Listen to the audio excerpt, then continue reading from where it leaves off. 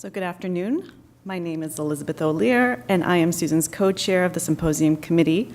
And I know many of you from my work at the Yale Center of XLH, where I've been for over 10 years. I'd like to thank everyone who has traveled to Baltimore to be in attendance with us today, and those as well who've joined the symposium online.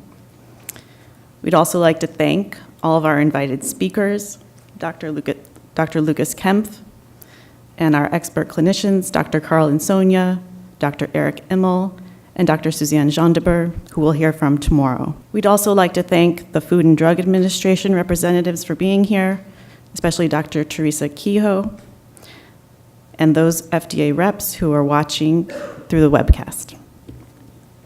We'd also like to thank the Food and Drug Administration for showing understanding of the needs of the patient community and for approving burosumab. We'd like to thank our sponsors, Ultragenyx, Inozyme, Ionis, and the EveryLife Foundation. And I'd like to thank James Valentine, whose patience, expertise, and support preparing for this symposium and for facilitating as moderator today were invaluable to this success. Oh, good. There's Susan.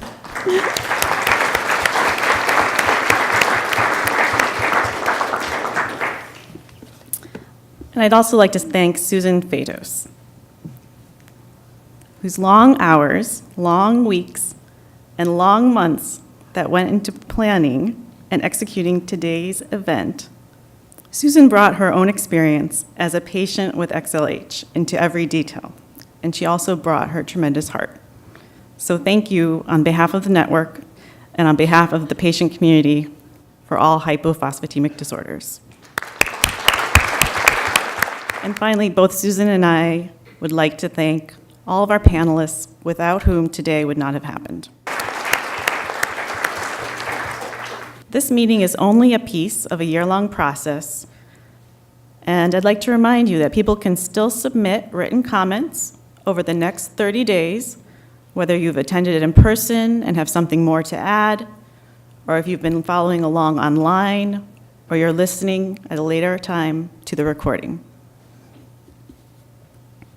You can still contribute to our post-event survey at xlhday.org or by submitting a written statement by email at symposium@xlhday.org. This and all input today will be summarized in the Voice of the Patient report, which the XLH network will submit to the FDA and also put on its website. So where do we go from here?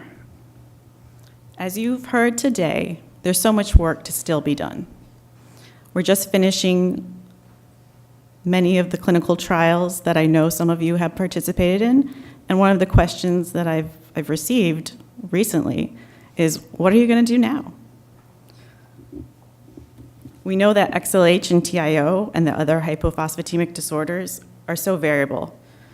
And as we've heard, patient experiences might have some similarities, but no two patients are exactly alike.